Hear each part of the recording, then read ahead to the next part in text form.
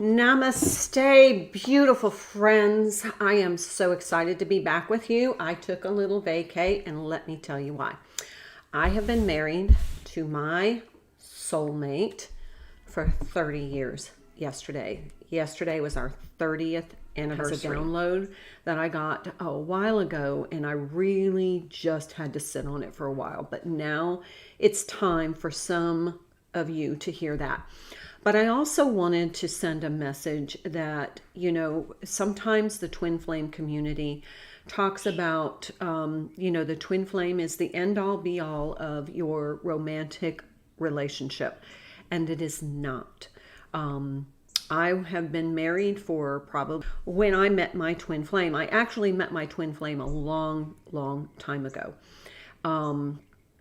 But it was just, it just wasn't going to happen. And there was nothing romantic at that time. And so anyway, skip forward, it was probably 20 years had gone by when I ran into my twin again. And then it really changed everything. Hold on just a minute. I got to turn my light. There. There. Stay. It's not wanting to. Okay. So,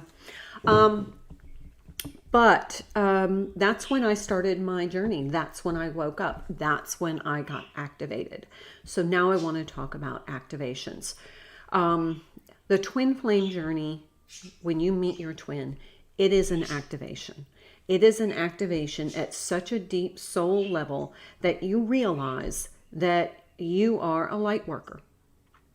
And you don't realize it right away, but through the process of going through that bubble love phase, and then the separation, and then the triggering, and the healing, and the, becoming a better version of yourself, that whole process awakens the light worker in you. So this was all predetermined, and it happened based upon your birth charts when you two as twin flames were to come together for the activation. Now, when I woke up, and that was what, 4 or 5 years ago,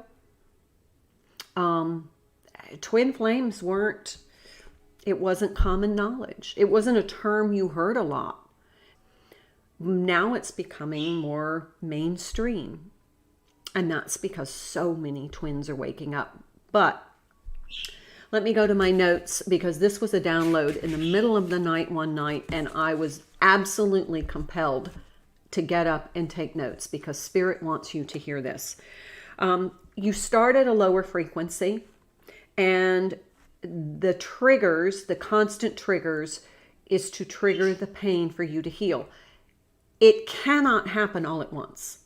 It cannot be a one-time, one-shot trigger heal, because your nervous system, your biological body, your emotional well-being could not handle that. You would short circuit. So it happens in these little, where you come together and there's a triggering, and then you separate and gives you time to heal. And then you're magnetized back together because you need another triggering, another activation, so that you get into that really deep healing, so that your light worker energy can come through altruistically for the highest and greatest good, with the best of intentions, with unconditional love for yourself, which is the hard part, and for others. So those little, I call them mini activations, those are the triggers. They're activating you. And they're getting into that deep light body presence, so that you can then get into this higher frequency. And if you look back over your journey, every time there was an activation and you did healing, you were at a higher frequency. And so the twin flame journey is a series of activations to activate your light body. your light energy so that you can now share that.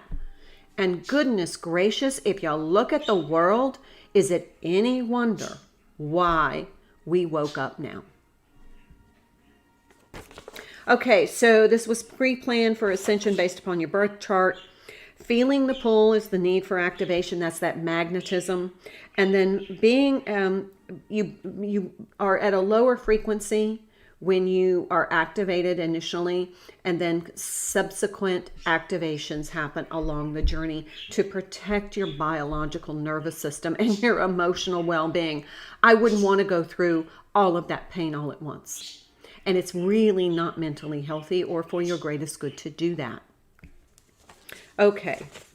And as you go through, you're ready for higher levels of activation. So you get triggered, and then, you know, social media is it's almost like a trigger facilitator. You see something on their social media and it triggers you, and you're like, okay, why am I feeling this way? And then the healing happens because you become aware. You also develop a greater compassion for self. This really starts to help you change your paradigm to self-love, because it begins there. And then the only other thing that I got from that download is the Divine Masculine was in a closure cycle. And I think both Divine Masculine and Divine Feminine were in a closure cycle. And then they're coming into alignment. And then once you get into alignment, you know, you don't have a need for your twin flame. You don't feel that, you know, they have to be in my life in order to be happy. And I can honestly tell you that that is the absolute truth. I don't need my twin flame in my 3D presence, but that's me and that's my journey. And it's not my place to tell you what your journey is like. Some twins are definitely meant to be together in this lifetime. It's not what I feel is what I am, what I have been kind of spiritually mandated for. And I can honestly tell you, it's, you know, I don't feel like I'm in, you know, that desperate need to have that in my life in order to feel fulfilled, to feel at high vibration, to feel happy. Okay, enough of that. One other thing that I download that I got was, it's not your twin's responsibility to transform your life. The twin flame journey is a life transformation journey. It was not meant to be comfortable, because if it's comfortable, you don't change. It was meant to transform, which is a change requirement. So it is activating you and making you change. And in that respect,